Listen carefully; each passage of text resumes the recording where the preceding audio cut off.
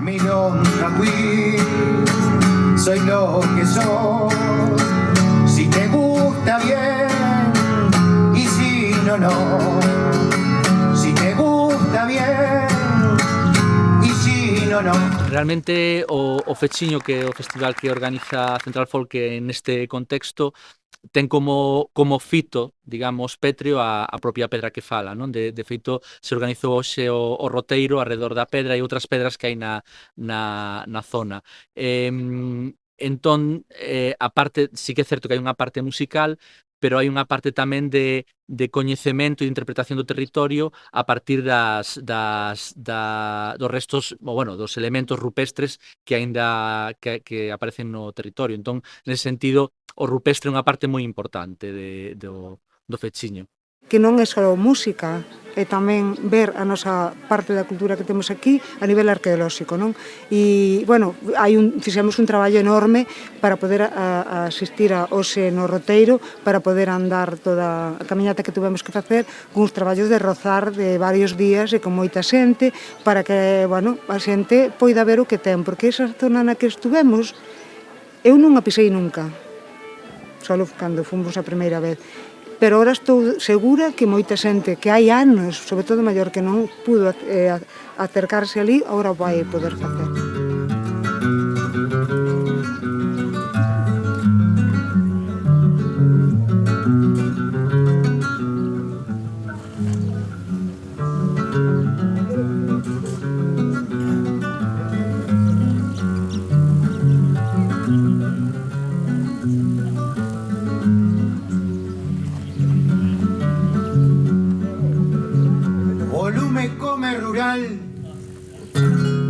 Escoito a pedra que fala en esta época mala.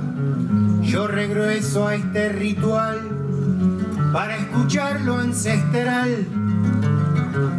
Sabidurías que se van con mi poesía de pan. Con alegría y sin tristeza, sin apuro, es empresa.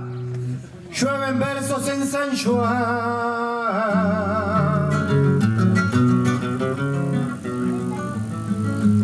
Este ano participei levando, bueno, a conversa, café no Fechiño e bueno, sí, foi interesante porque, bueno, se tratou de poñer en relevo outro tipo de iniciativas que se desenvolven no rural e concretamente aquí en Fecha, iniciativas que teñen que ver, bueno, pois coa arte sonora, coa creación artística, coa música, tamén ten que ver con iniciativas de carácter social e comunitario e tamén era moi interesante que estivera neste Café Conversa pois alguén que vivira aquí, non? Porque creo que é moi necesario que neste tipo de iniciativas culturais, artísticas, estean vinculadas ao territorio, non? Non só o territorio como paisaxe, sino tamén o territorio como xente que vive no territorio, non? Entón, creo que se poñían en xogo pois, varios temas, digamos que o fío conductor era que podíamos entender ou, bueno, chegamos a falar de distintas formas de pensar, de distintas formas de facer, distintas tamén formas de entender a paisaxe e, bueno, tamén como se vive nun territorio rural.